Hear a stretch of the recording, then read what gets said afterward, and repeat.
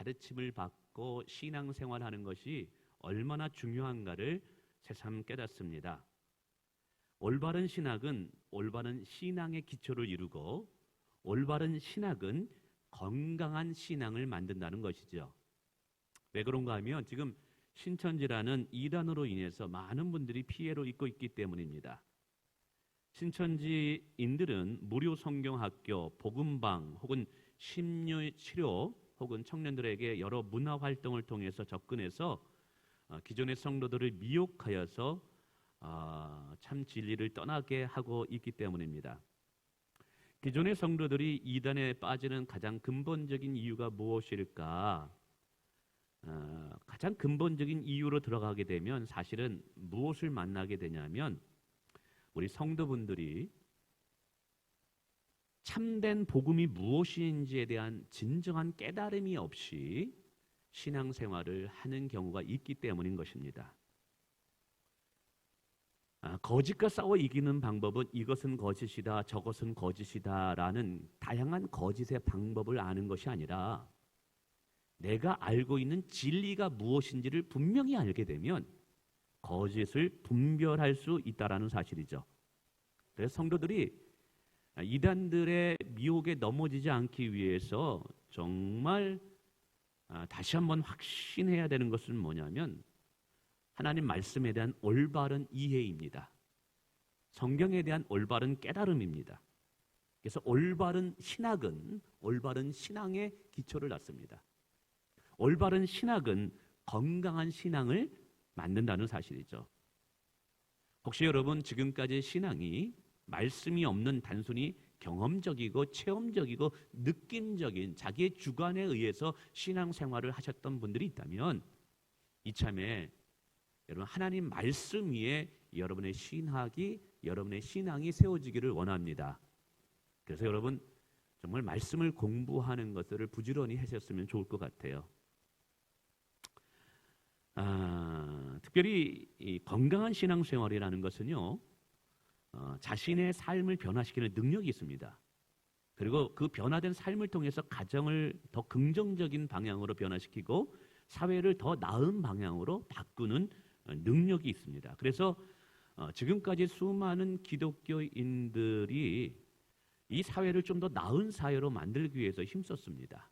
보편적인 이 진리라는 것이 있죠. 그러나 신천지와 이단들에 빠진 분들의 특징은 반사회적인 경향이 있어요. 반가정적인 모습을 보여줍니다.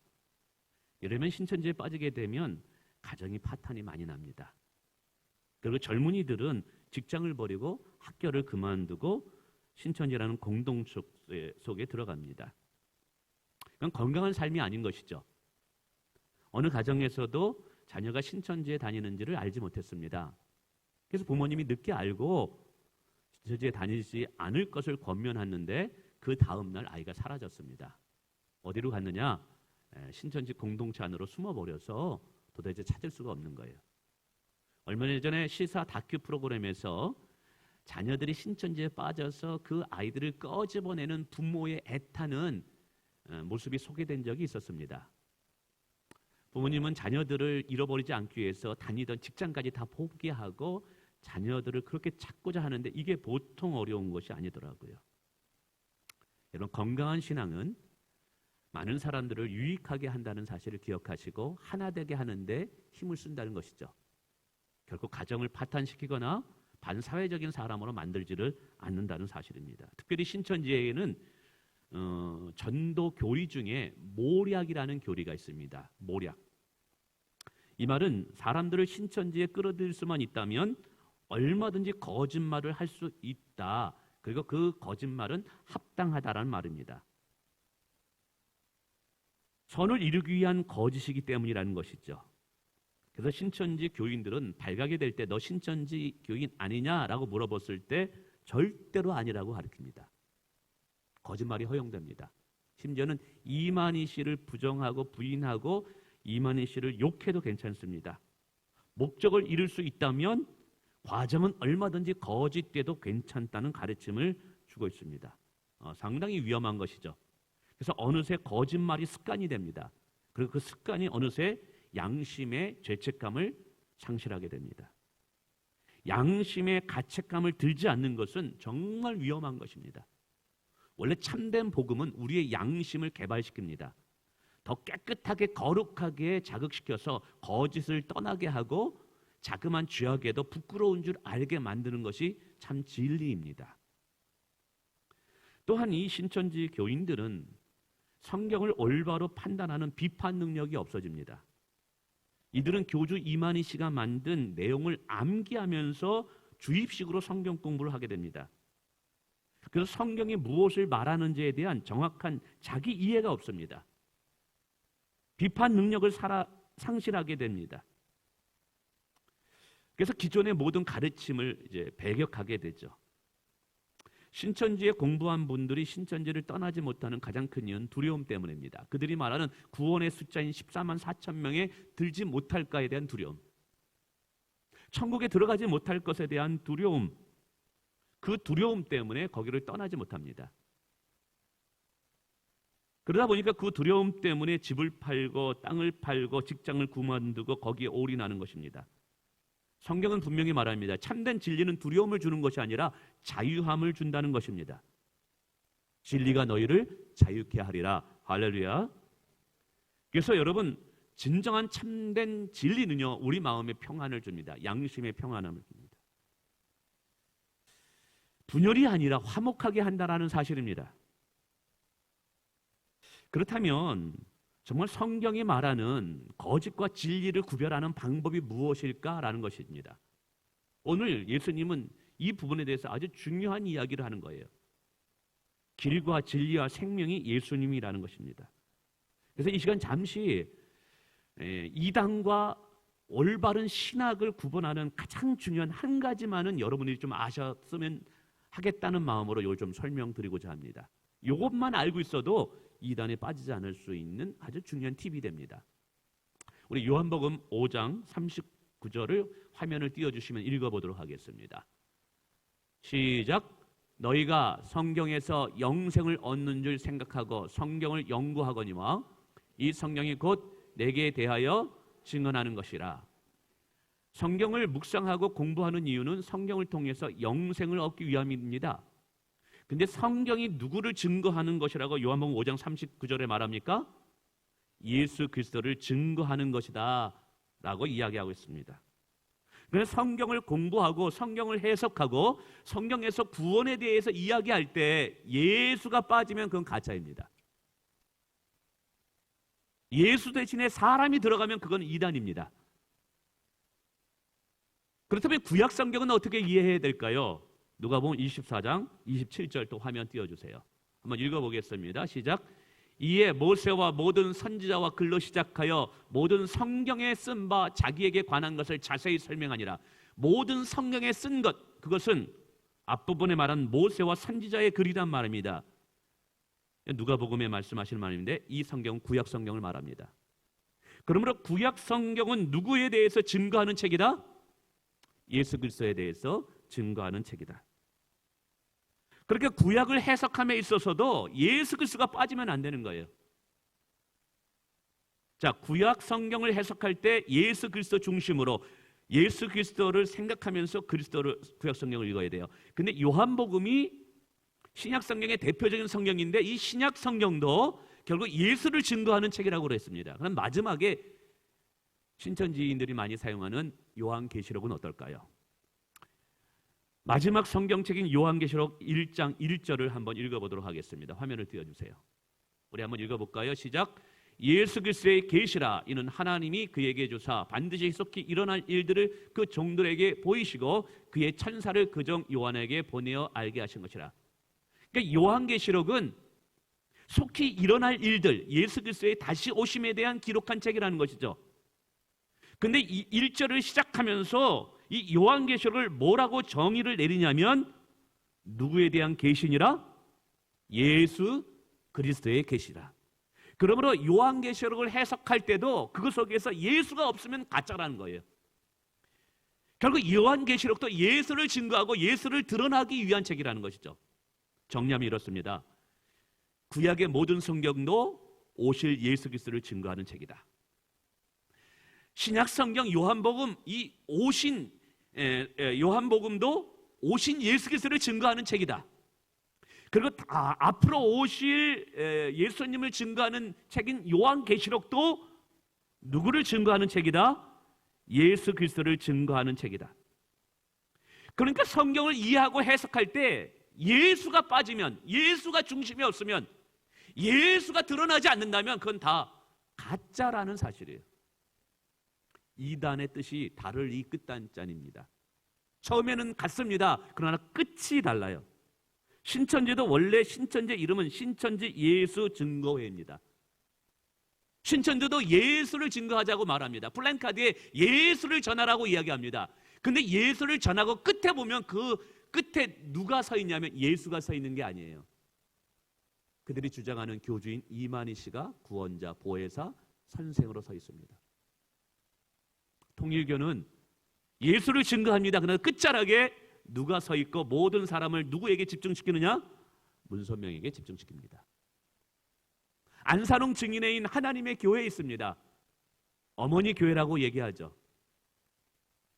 그럼 여기도 예수 그리스도를 증거하고 예수를 소개합니다. 그러나 그 끝자락에 누가 서 있느냐? 예수가 서 있는 것이 아니라 안산홍 씨가 서 있습니다. 그럼 간단합니다, 여러분. 성경을 해석할 때 아무리 논리적으로 해석하고 탁월하게 해석하고 비유적인 설명이 딱딱 맞다 할지라도 그 성경 해석에 예수가 드러나지 않는다면, 예수가 모든 것의 주인이 되지 않고 예수를 바라보지 못하게 한다면 그것은 무엇이다? 이단이라는 거예요. 예수가 아닌 사람을 보게 만드는 것은 이단이에요. 기존 교회도 마찬가지입니다. 교회에 모였을 때 우리는 예수님께 집중합니다. 왜냐하면 오늘 성경은 분명히 이야기하고 있기 때문에요. 예수 그리스도가 길이요 진리요 생명이기 때문입니다. 근데 기존 교회도 예수가 아닌 목사에게 집중하게 하고, 예수가 아닌 프로그램에게 집중하고 하고, 예수가 아닌 어떤 조직에게 집중하고 하고, 예수가 아닌 사람에게 집중한다면 그것은 교회가 지금 타락하기 일보 직전이라는 말입니다. 오늘 우리 교회는 예수 그리스도만이 존귀하게 높아지는 교회가 되기를 원합니다. 예수 그리스도만이 드러나는 교회가 되기를 원합니다. 성도들의 삶에 예수가 전부이기를 원합니다.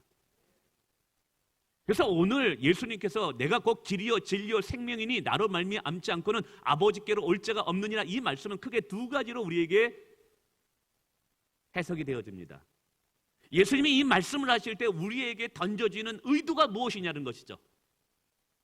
본문 속에서 예수님이 이 말씀을 우리에게 주신 의도, 목적이 뭐냐는 것이죠. 두 가지입니다. 크게는 하나는 죄인이 어떻게 구원을 받을 수 있느냐라는 거예요. 두 번째는 구원을 받은 자들에게 예수는 어떤 존재가 되어야 되느냐라는 거예요. 다시 첫 번째로 돌아옵시다. 죄인들에게, 세상 사람들에게, 죄로 방황하는 자들에게 예수가 누구이냐? 길이요 진리요 생명이라는 거예요. 나로 말미암지 않고는 아버지께로 올 자가 없느니라 라고 말씀하고 있어요. 앞부분에 보면은 예수님께서 내가 너희를 위하여 천국의 처소를 예비하러 가노라 라고 말씀합니다. 그러므로 너희는 죽음도 두려워하지 마라, 근심하지 마라 라고 말씀하시죠. 그러자 제자 도마가 질문합니다. 주님, 우리가 그 길을 어떻게 알 수 있습니까? 우리가 어떻게 천국에 갈 수 있습니까? 그 길은 어떠한 길입니까? 다른 말로 우리가 구원을 얻는 방법이 무엇입니까? 라는 질문이죠. 그때 예수님께서 말씀하시죠. 나로 말미암지 않고는 아버지께로 올 자가 없느니라. 예수 그리스도만이 우리의 유일한 구원자가 된다는 말이에요. 이렇게 세상에게 이야기하면 세상 사람들은 기독교를 편협하다, 독선적이다라고 말합니다. 성경도 분명히 예수만이 유일한 구원자라고 이야기할 때 교회를 향해서 독선적이다, 편협하다라고 말할 것을 알고 있었어요. 그럼에도 불구하고 성경은 이것을 우리에게 가르쳐주고 있습니다. 왜 그럴까요? 이것은 진리의 문제이기 때문에 그렇습니다. 그래서 여러분, 오늘 기억해야 될 첫 번째 중요한 주제는 왜 예수 그리스도만이 우리의 유일한 구원자가 될 수 있느냐라는 사실이죠. 왜 이만희 씨는 구원자가 될 수 없고 안산홍 씨는 구원자가 될 수 없고 왜 예수 그리스도만이 우리에게 유일한 구원자가 될 수 있느냐? 그리고 또 유일한 구원자가 될 수 있다는 의미는 예수 한 분만으로 우리의 구원은 충분하다는 말이 들어가 있습니다. 이단들은 꼭 이렇게 얘기합니다. 예수도 구원자다. 그러나 예수 한 분만으로는 구원이 충분하지 않기 때문에 또 다른 구원의 도움이 필요하다라고 말합니다. 그 도움을 이만희 씨, 안산홍 씨, 문성명 씨를 듭니다. 근데 성경 그렇게 이야기하지 않습니다. 우리의 구원은 예수 그리스도로 충분함을 믿으시길 바랍니다. 그리고 이만희 씨가 하나님의 말씀을 전하는 마지막 사도라고 말합니다. 이만희 씨의 말을 들어야지만 구원을 받을 수 있고 이만희 씨의 가르침만이 진리라고 말합니다. 그러나 그렇지 않습니다. 성경을 해석하면 여러분 이런 것이 있습니다. 한번 들어보세요. 요한복음을 해석할 때는 요한복음 하나를 가지고 성경 전체를 볼 수 있어야 돼요. 또 성경 전체를 보면서 요한복음을 볼 수 있어야 돼요. 왜냐하면 성경의 저자는 성령님이기 때문에 모든 성경은 연계성이 있고 통일성이 있기 때문에 그렇습니다. 하나의 성경과 다른 성경은 분리할 수가 없는 것입니다. 무슨 말이냐? 여러분 요한계시록을 해석할 때도 요한복음과 구약성경을 가지고도 해석할 수 있어야 되는 거예요.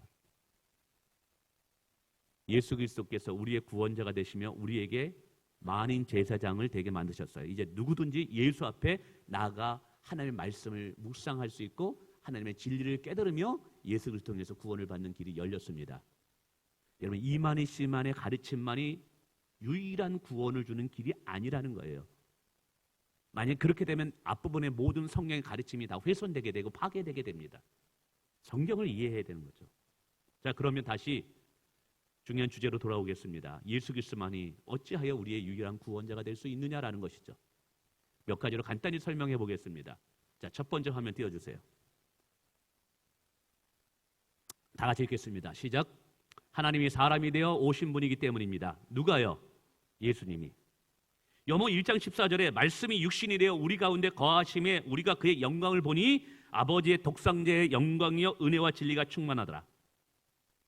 하나님은 죄에 빠진 인간들을 그냥 내버려 두실 수가 없었어요. 그래서 우리에게 구원자 예수 그리스도를 보내십니다. 근데 그 예수 그리스도는 인간의 몸을 입고 오신 하나님의 본체입니다.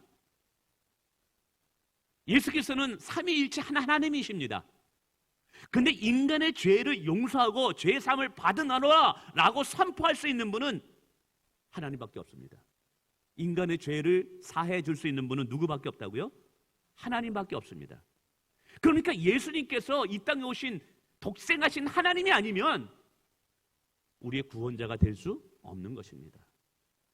성경에 참 하나님이 참 인간이 되신 분은 인류 역사상 누구밖에 없다? 예수 그리스도밖에 없기 때문에 예수 그리스도가 우리의 유일한 구원자가 되는 것입니다. 두 번째 읽어보겠습니다. 시작. 성령으로 잉태되어 죄 없이 태어나신 분이기 때문입니다. 누가요? 예수 그리스도가. 성령으로 잉태되었다는 것은 죄로부터 오염되지 않았다라는 거예요. 인간은 죄를 지었습니다. 그래서 그 죄에 대한 대가를 받아야 하고 책임을 져야 됩니다. 근데 인간이 지은 죄이기 때문에 누가 그 책임을 져야 되냐면 인간이 져야 됩니다. 첫 번째 인간의 대표적인 아담의 죄로 인해서 죄가 들어오고 죽음이 들어오게 됩니다. 그래서 두 번째 아담이 이 땅에 오셔서 그 죄의 문제를 해결해 주셔야 돼요. 그 두 번째 아담이 성경은 예수 그리스도라고 말합니다. 그분이 이 땅에 오심으로 자신의 몸을 희생제물로 드렸습니다. 죄를 용서해 주는 희생제물. 그런데 이 희생제물의 자격 조건은 뭐냐면 흠이 있어서는 안 됩니다. 죄가 있어서는 안 됩니다. 죄가 있어서는 결코 모든 인류를 위한 죄의 희생제물, 대속의 제물이 될 수가 없습니다. 근데 문제는 모든 인간은 죄 가운데 태어나기 때문에 희생제물이 될 수가 없는 것이죠. 그래서 오늘 동정녀 몸에서 예수님이 태어났다라는 것은 그분만이 유일한 우리를 구원할 수 있는 죄의 희생제물이 될 수 있다라는 구원자가 된다는 거예요. 자, 그러면 성경의 역사상, 전 인류의 역사상 동정녀 몸에서 태어나신 분은 누구밖에 없다? 예수 그리스도밖에 없기 때문에 예수 그리스도가 유일한 구원자가 되는 거예요. 자, 세 번째, 다 같이 읽어보겠습니다. 시작. 십자가에서 속죄의 피를 흘려주셨기 때문이다. 속죄의 피라는 것은 내 죄값을 대신 치르셨다는 거예요. 우리는 예수 그리스도의 십자가의 죽음을 귀하게 여깁니다. 그런데 여러분 아십니까? 예수님께서 십자가에 죽었을 그 당시에 수많은 사람도 십자가에서 죽임을 당했다라는 사실. 근데 수많은 사람들이 십자가에 못 박혀 죽었지만 그들의 십자가의 죽음은 우리에게 아무런 의미와 가치가 없어요. 왜 예수 그리스도의 십자가의 죽음만이 우리에게 이렇게 귀하게 될까요? 예수님이 십자가에서 죽음은 자신의 죄 때문이 아니라 저와 여러분의 죄값을 치르기 위해서 죽었다라고 성경은 이야기하고 있는 거예요. 그가 찔림은 우리의 허물을 인하며 그의 십자가의 죽음은 우리의 죄악 때문이라고 이야기하고 있습니다. 할렐루야. 그러므로 여러분, 전 인류 역사상 인간의 죄를 짊어지고 죽으신 분은 누구밖에 없냐? 예수 그리스도밖에 없다고 성경은 이야기하고 있어요. 그래서 성경은 예수 그리스도가 우리의 유일한 구원자가 된다고 말하고 있습니다. 그리고 가장 중요한 네 번째 이유는 이것입니다. 한번 읽어보겠습니다. 시작. 예수님만이 사망과 죽음에서 부활하셨기 때문이다라는 거예요. 여러분, 부활이라는 것은 예수님이 하나님인 것을 드러내는 가장 강력한 증거입니다. 부활하셨다는 것은 죽음을 이기셨다는 거예요. 죽음을 이겼다는 건 죄의 문제를 해결하실 수 있는 분이냐, 사망의 문제를 해결할 수 있고 우리에게 영원한 생명을 주실 수 있는 분임을 보여주는 거예요. 옛날에 박태선이라는 분이 있습니다. 신앙촌을 만드신 분. 그분이 죽었을 때 예언을 했어요. 내가 죽은 다음에 부활할 테니까 나를 기다려라. 그래서 무덤을 놓고 저기 덕소에 가면 무덤을 만들어 놓고 기다렸습니다. 근데 지금까지 부활이 없고 무덤은 재개발돼 가지고 아파트가 세워졌습니다. 안산홍 씨도 죽으면 부활한다고 기다리라고 했습니다. 근데 부활이 이루어지지 않았습니다. 신천지 이만희 씨도 나이가 89세입니다. 왜 나타나지 않느냐? 너무 나이가 연로해서 못 나타나는 거예요. 죽을 겁니다. 부활이 없을 것입니다. 저도요,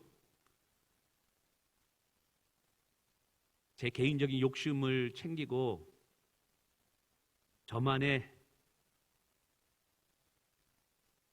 교단을 만들 수 있어요. 가만히 보니까 성경을 해석하면 제가 교주가 될 수 있어요. 저도 내가 예수다라고 말하면서 그거를 성경을 이렇게 깨가지고 저에 맞추면 그렇게 됩니다. 근데 사람이 자신이 구원자다라고 이야기하고 죽었지만 결국 그들은 죽음에서 다시 부활하지 못했습니다. 그것은 그들의 죽음이 죄인의 죽음일 뿐이라는 거예요. 근데 예수님은 달랐습니다. 죽기 전에 본인이 십자가에 죽을 것을 예언하셨고 사흘 만에 다시 살아날 것을 예언하셨습니다. 그리고 그 말씀대로 다시 부활하고 살아나신 줄 믿으시길 바랍니다.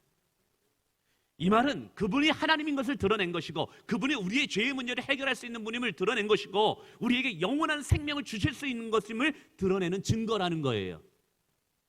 성경에서 아니 전 인류의 역사상 지금까지 수많은 사람이 나는 구원자다라고 외쳤습니다. 수많은 종교가 있습니다. 본인들의 가르침이 진리라고 이야기합니다. 그러면 그들의 가르침, 본인들이 말하는 진리가 참 진리인 것을 무엇을 통해서 증거해줘야 되느냐? 죽음을 이기는 것을 통해서 보여줘야만 되는 겁니다. 그런데 지금까지 예수가 아닌 모든 누구도 죽음을 이기는 것을 보여주지 못했습니다. 부활이 일어난 것이 없습니다. 결국 예수 그리스도만이 우리에게 영원한 생명을 주실 수 있는 구원자 되심을 증거하는 것이 부활인 것입니다. 할렐루야. 이게 중요해요. 네 가지로 말씀드렸습니다. 왜 예수 그리스도만이 우리의 유일한 구원자가 될 수 있느냐? 그분은 참 하나님이셨다. 사람으로 이 땅에 오셨기 때문이다. 그분은 동정의 몸에서 죄 없는 몸으로 태어나셔서 우리의 완전한 희생제물이 되신 분이기 때문이다. 그분의 죽음은 자신의 죄를 위한 죽음이 아니라 우리의 모든 대속을 위한 죄값을 치르는 죽음이다. 그리고 가장 결정적인 것은 예수 그리스도는 부활하심으로 우리에게 영원한 생명을 주실 수 있는 구원자 되심을 보여주셨다는 것이죠. 근데 성경에 아니 전 인류에 이것을 만족시킬 수 있는 분은 오직 누구밖에 없었어요? 예수 그리스도밖에 없었어요. 그래서 이거는 진리의 문제가 되는 거예요. 타협할 문제가 되는 게 아니라는 거예요. 그래서 예수 그리스도만이 우리의 영원한 구원자가 될 수 있다. 할렐루야. 정확하게 우리가 이걸 알아야 됩니다. 그런데 예수 그리스도가 우리에게 유일한 구원자가 된다는 것은요, 우리의 삶에 사실은 어떤 결단을 요구합니다. 예수 한 분만으로 우리의 구원은 충분하기 때문에 우리가 다른 곳에서 무릎을 꿇으면 안 된다는 거예요. 다른 곳에 가서 구원을 찾으면 안 된다는 거예요.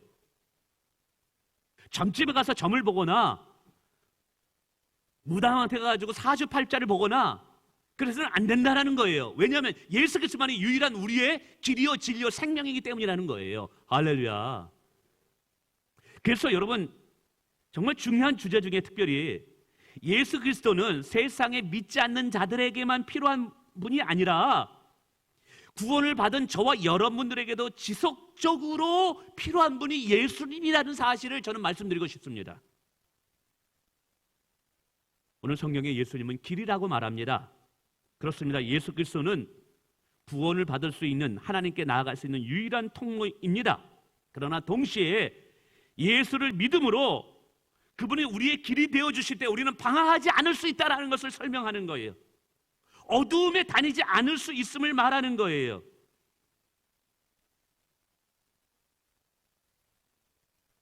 종종 보면 예수를 떠나서 방황하다가 행복할 줄 알고 예수를 떠나면 뭔가 이루어질 줄 알고 그런데 나머지 것들 이게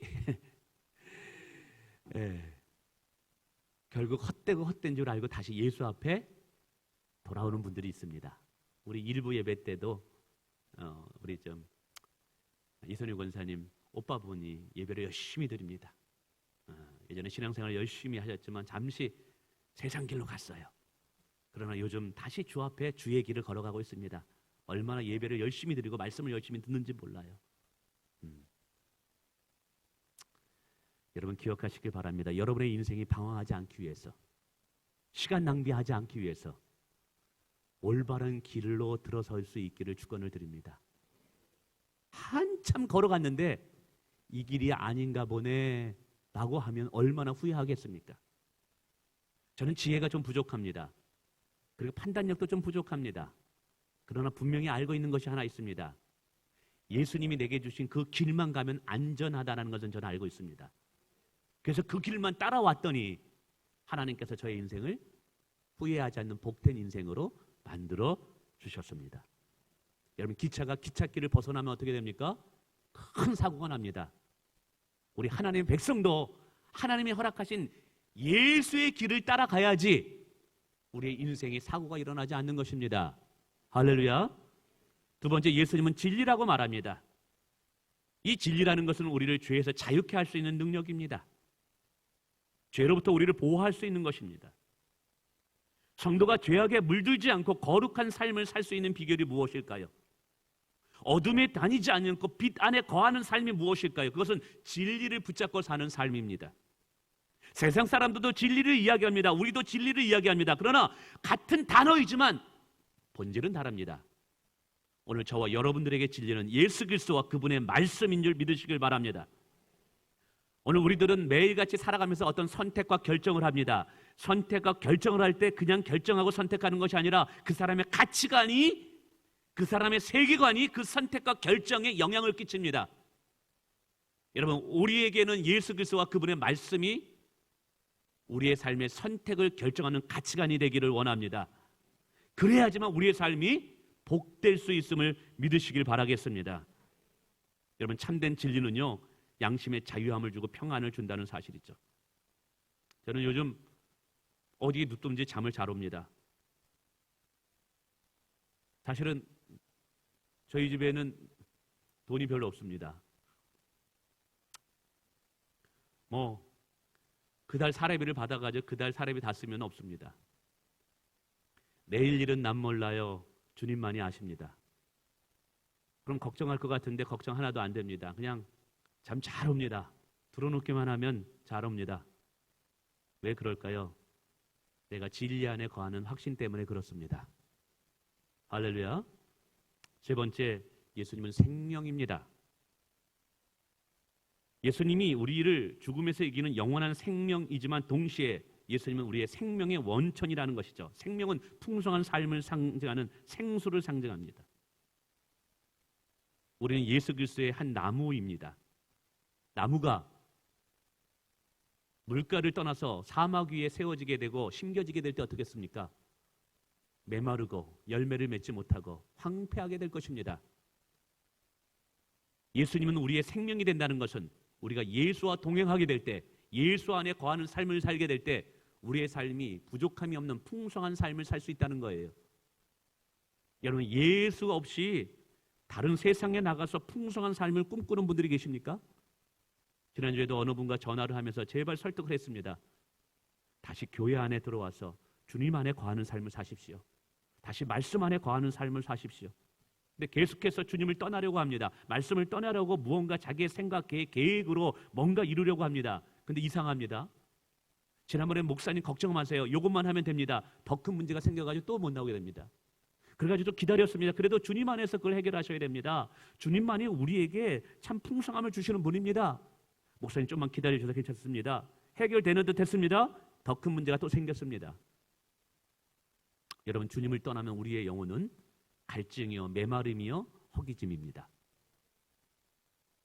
우리 영혼의 풍성함은 우리의 영원한 생명 되신 예수 안에 있음을 믿으시길 바랍니다.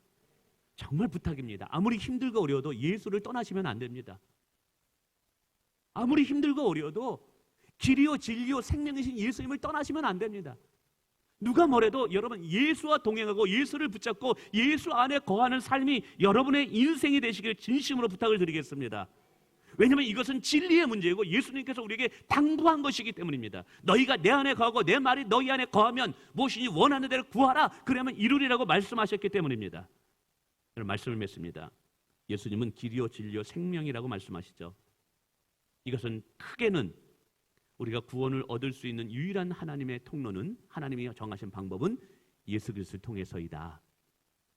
그러나 구원을 얻었다 할지라도 여전히 예수님은 우리의 길이 되어셔야 된다는 거죠. 그래야지만 우리의 인생이 잘못되지 않을 수 있어요. 낭비되지 않을 수 있어요. 구원을 받은 이후에도 예수님은 우리에게 영원한 진리가 되어야 됩니다. 그래야지만 우리는 거룩한 삶을 살 수가 있습니다. 구원을 받은 이후에도 예수께서는 영원히 우리에게 생명이 되셔야만 됩니다. 그분을 떠나시면 안 됩니다. 그래야지만 우리의 영혼이 메마르지 않고 풍성한 삶을 살 수 있는 비결이 있기 때문입니다. 예수 안에 영원토록 사시는 저와 여러분 되시길 주님의 이름으로 축원을 드립니다.